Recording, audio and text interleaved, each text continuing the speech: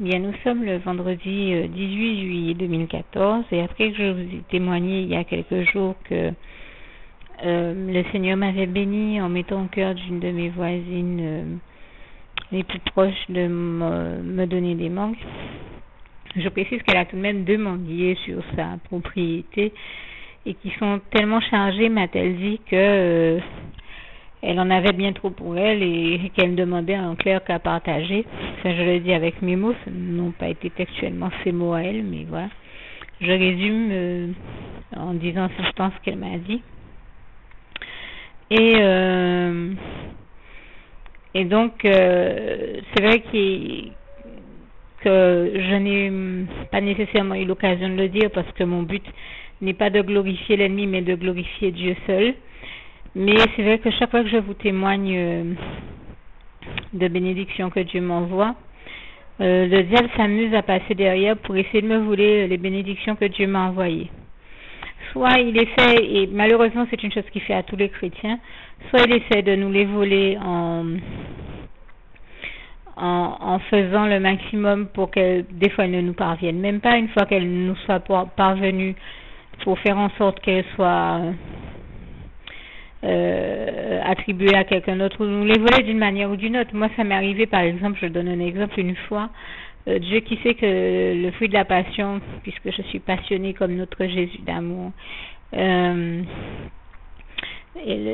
qui sait que le fruit de la passion c'est mon fruit préféré, m'avait envoyé un sachet de maracuja et donc de fruit de la passion, puisque ce sont des noms qu'on peut leur donner à tous les deux, même si certains ils font une différence entre ces deux appellations en disant que la texture des deux fruits sont différentes.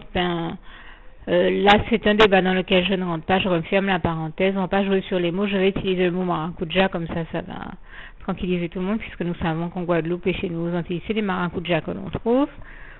Mais c'est vrai que j'aime beaucoup cette appellation de fruit de la passion, c'est pour ça que j'ai aussi des fois l'habitude de l'utiliser. Mais je pense qu'on a très clairement compris de quel fruit je parle.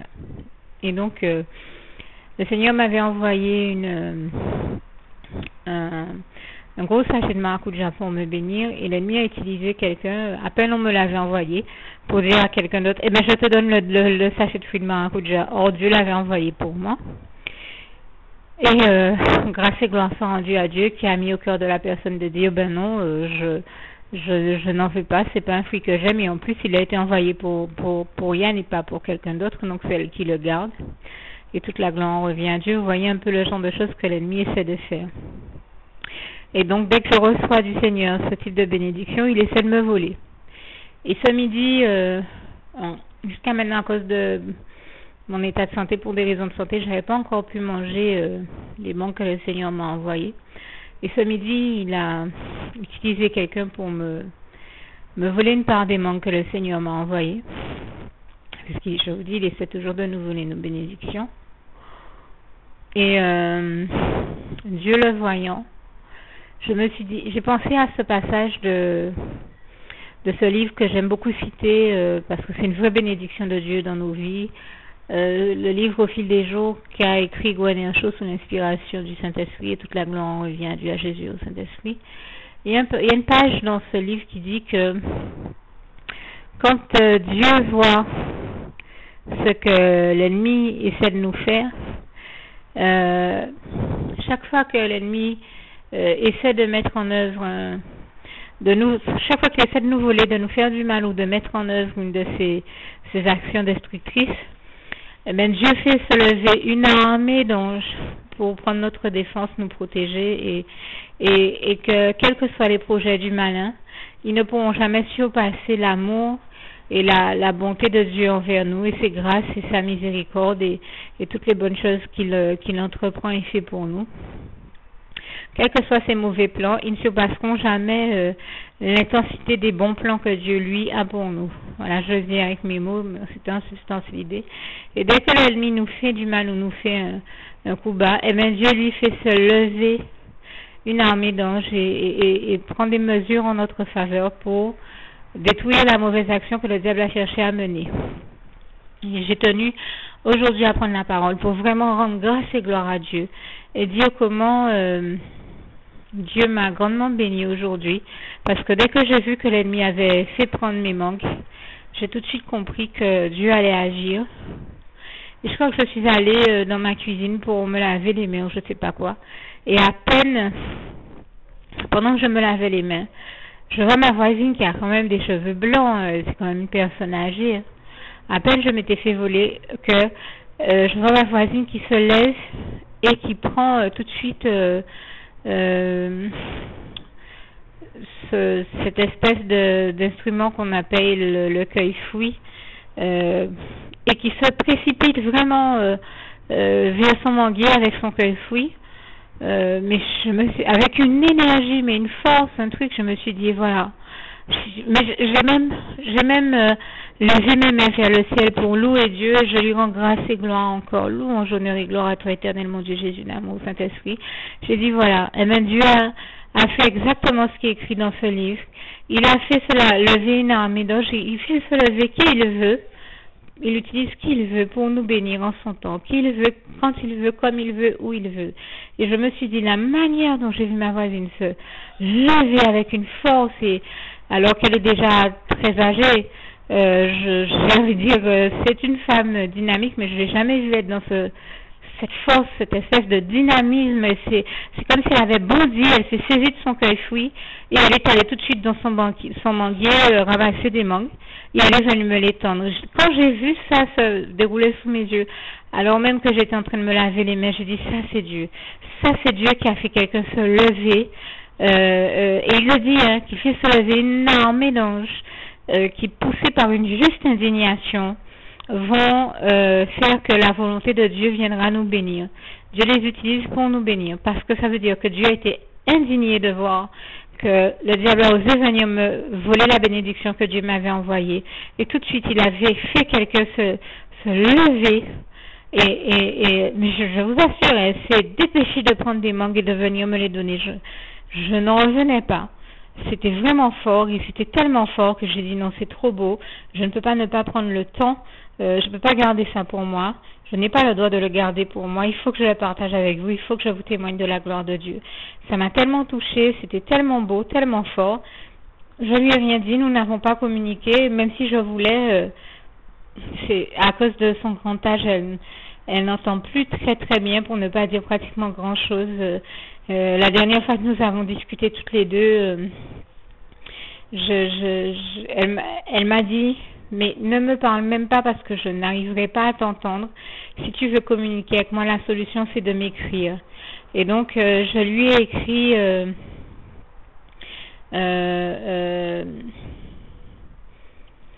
que j'avais à lui dire. J'ai essayé de lui témoigner que c'est vraiment Dieu qui l'utilise pour me bénir. J'ai essayé de lui dire comment la dernière fois je pleurais, et Dieu lui a mis à cœur d'aller me chercher des mangues et de m'en apporter pour me faire arrêter de pleurer.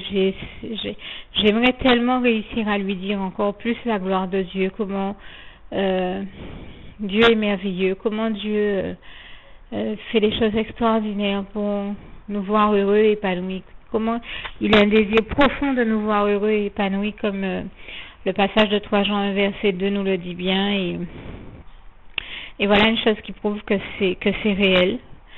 Et je peux vous assurer que je trépignais de joie quand j'ai vu qu'elle s'est levée aussi vigoureusement et est allée chercher des mangues tout de suite. Mais comme si c'était une urgence, et cette urgence-là, je sais que ça ne peut pas être une urgence pour elle, puisqu'elle m'a dit que les mangues pour elle, c'est pas quelque chose de nécessairement important, et que même à la limite, c'est tout juste, elle serait un jeune qui m'aurait dit mais tu sais, ça me gave de voir autant de mangues, moi ça m'intéresse pas, je peux pas toutes les utiliser, ça me dit rien de particulier. Donc je sais très bien que l'urgence dans laquelle elle s'est levée, ça peut pas être pour elle-même, puisqu'elle m'avait déjà en amont dit il y a peut-être déjà plusieurs mois, il y a peut-être environ je sais pas moi, il y a vraiment longtemps, très certainement plus de 7 mois, qu'elle m'a dit que vraiment les mangues sont là, mais que en gros ça ne l'intéresse pas, que je peux même prendre toutes celles que je souhaite.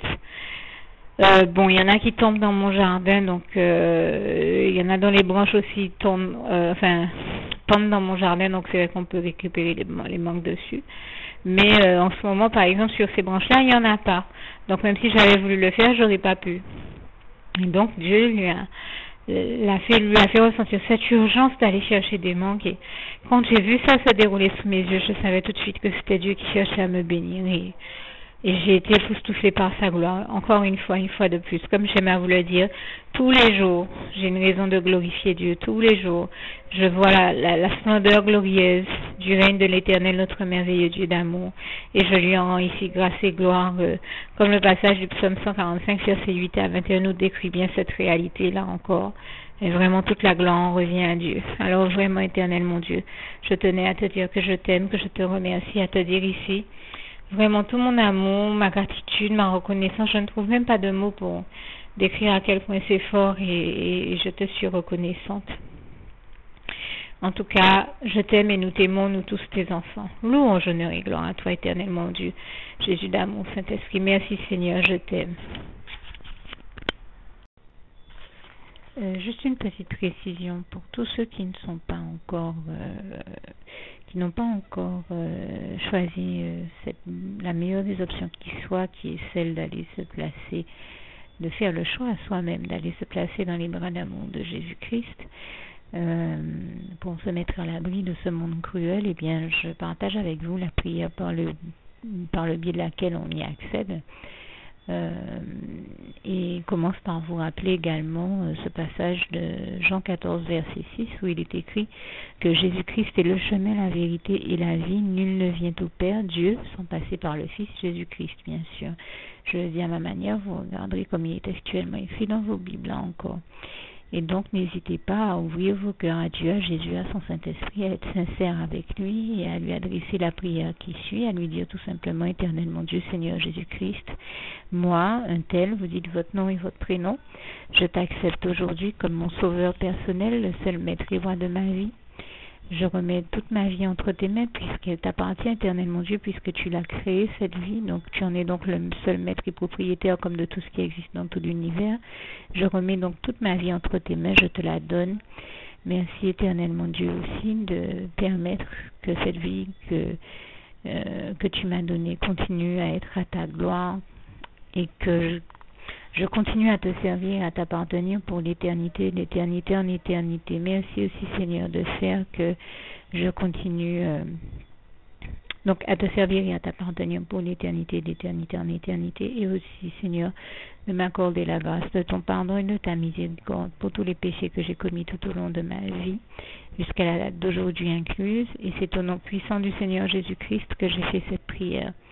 Et à vous tous qui avez fait cette prière, je vous dis que Dieu vous bénisse abondamment, puissamment, richement. Et surtout, n'hésitez pas à la partager avec tous vos proches et contacts, amis, membres de vos familles, collègues, bien-aimés, tous ceux que vous aimez, et surtout tous ceux à qui Dieu vous mettra à cœur, avec qui Dieu vous mettra à cœur de la partager.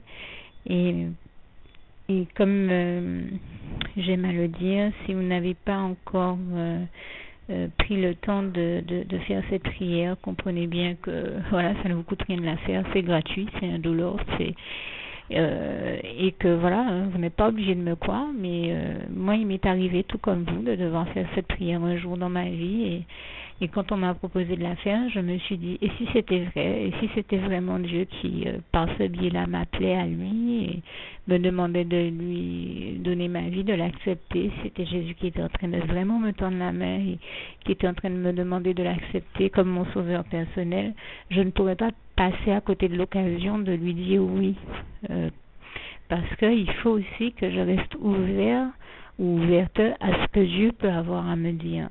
Il faut que je garde mon cœur et mon intellect ouvert à ce que Dieu peut avoir à me dire. Donc je me suis dit, je ne peux pas courir le risque de passer à côté de mon éternité, de passer à côté des meilleures choses de la vie, surtout si le maître et créateur de la vie m'appelle et cherche à me sauver. pour être sauvé, il faut bien que je lui dise oui, que je souhaite qu'il me sauve. Oui, Seigneur Jésus-Christ, je t'accepte comme mon sauveur personnel. Et c'est le sens de cette prière. Et comme je dis, elle ne nous coûte rien à faire. Et puis surtout, moi je vous dis, du jour où je l'ai faite, j'ai vu Jésus changer ma vie en mieux sur tous les plans. Et donc je crois que ça ne vous coûtera rien, ça ne vous coûte rien vous non plus de la faire et puis d'expérimenter, de regarder comment les choses vont se dérouler dans votre vie, de regarder Jésus changer votre vie en mieux, à vous aussi. Et d'en faire l'expérience. Et pour en faire l'expérience, il faut commencer par faire cette prière. Donc si vous ne l'avez pas encore dite, réembobinez tout simplement cette vidéo ou ce document si vous préférez, réécoutez-le et dites avec moi la prière que vous m'avez entendu mentionner. Et n'oubliez surtout jamais que tout est possible à celui qui croit en Dieu, en Jésus-Christ et en son Saint-Esprit, comme il est écrit en Marc 9, verset 23, et que tout est possible à Dieu, comme il est écrit en Marc 10, verset 27. Que Dieu vous bénisse donc et à bientôt.